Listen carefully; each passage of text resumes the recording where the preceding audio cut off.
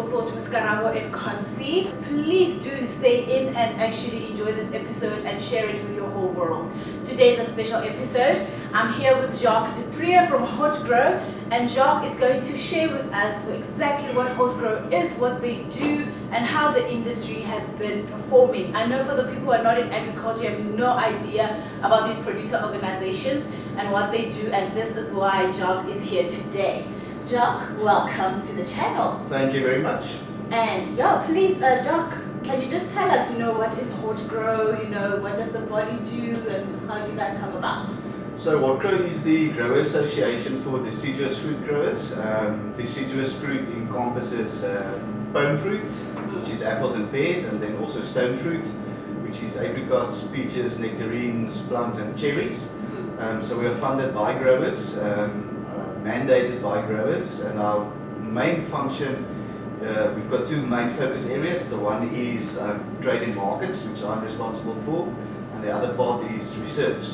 So we do a lot of research on behalf of the growers. And the work that we do is from bottom up, so it's from the needs that the growers present to us, and according to that then we prioritize, and according to the budget do the different projects on a 4-year cycle. Oh, absolutely amazing. So without Hortgro, the farmers would not necessarily know who to export to. You guys do all of that on their behalf? No, we don't get involved commercially, so we stay out of the commercial arena. So if you talk on the market side, things that farmers can't do on their own, like market access, market development, that we do as a group, that's what we are responsible for. And then the growers have their own pack houses, or groups of growers that own pack houses, export companies, and they do the physical trading of the fruit. All right. And it's been a tough 2 years with COVID since 2020, and I just can believe that there's really come up some challenges your way. So how has the pandemic impacted the industry, the stolen fruit and the pome fruit? Well, it turned it on its head completely. The first couple of months in 2020 was really rough and uncertain. There's a word that was coined VUCA, which stands for volatile, uncertain, complex and ambiguous. So that's the environment we are finding ourselves in. But actually 2020 was, in hindsight, a good year for agriculture and for food and fruit. The world realized how important agriculture is. So 2020 was relatively good for us, but we are now suffering the hangover of COVID. Yeah. Specifically, logistics was completely, the dynamics of global shipping was completely changed. And that's what we are suffering with now and sitting with. So the major challenges for you been the supply chains. Have you been affected by any of the market access, with certain countries closing and not really trading during this time? Yes, but that's economically, and we still had access, but due to lockdowns, various markets were closed, the wholesale markets, the informal markets, if you talk India and China and so forth. Retail stayed open, so it was a big challenge, the more informal trading markets. Yeah, so that actually, because we have a lot of consumers who watch the channel, when we're talking supply and demand, did this relate to local supplies perhaps being more, and us getting a bit of relief in our pockets as the consumer eating more fruits that we necessarily would have been exported that has now landed on our shelves? Yes, but the local market is very limited. Depends on the type of fruit that you talk about, but on pears, for instance, we only sell in the region of 15% of pear production on the local market as fresh pears. If you take plums, we export in the region of 75% of production. So we are export-driven industry. Without the export markets, we won't be able to survive. But coming back to your question about the price of fruits and food, vegetables as well, I think it's underpriced. If you look at how drastically input costs have increased in the last 6 months to a year, fertilizer, agrochemicals that use plant protection products, packaging, all of it up in double-digit numbers, and the prices that consumers pay haven't gone up by the same rate, or not nearly as much. And that has been kind of like shielded by, I suppose the size of the market and the availability we have in the country, right? Because the consumers are complaining that things are expensive. So should we be expecting an increase in, fruits and vegetables in the next 6 months or so, perhaps? We have to, otherwise it's an unsustainable business. Hey, Jacques. Well, either the prices goes up or the growers go out of business. No, it's a tough situation. And it's a business. Agriculture is a business, Yeah, and like you said, with the inputs being so higher and your freight rates also increasing so much, something's got to give. Wages, electricity, everything is going up. So prices are going up. Yeah. Input cost and your prices received are doing a leveling out. You can't farm at a loss. And the war, the geopolitical tensions, has that affected any of your access to markets you used to supply to? Yes, Russia is a big market for us. We shipped up around about 21% last year of our pears went to Russia.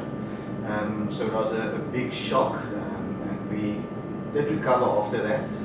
We are down, I think I saw the numbers this morning, 30% down in exports to Russia of pears. It's a very specific type of pear and spec of pear that we send to Russia. So you can't just move that to Europe or to the Middle or the Far East. The juice market this year is oversupplied. So it was a big impact. Drink juice, guys. Drink juice. Yeah, there's enough fruit for the juice, but the factories can't process it. There's so much. There's so much. Yeah. All right. And in terms of just the split, sorry, with your crops, which would you say makes the bulk of South Africa's industry in terms of size, also with what you guys are handling at Hortgro? Within our group, apples are the biggest. We produce over 1 million tons of apples annually. Second would be pears, around about 500,000 tons. But if you look at horticulture in total, then citrus is the biggest group. Yeah. All right. And, oh, sorry guys, I'm coughing. I don't know why. It's stuffy in here. This is a story for another day. Jacques and I, we went through an adventure to produce this video. I'll do story time. But Jacques, we've covered the war impacts. We've also briefly discussed the supply.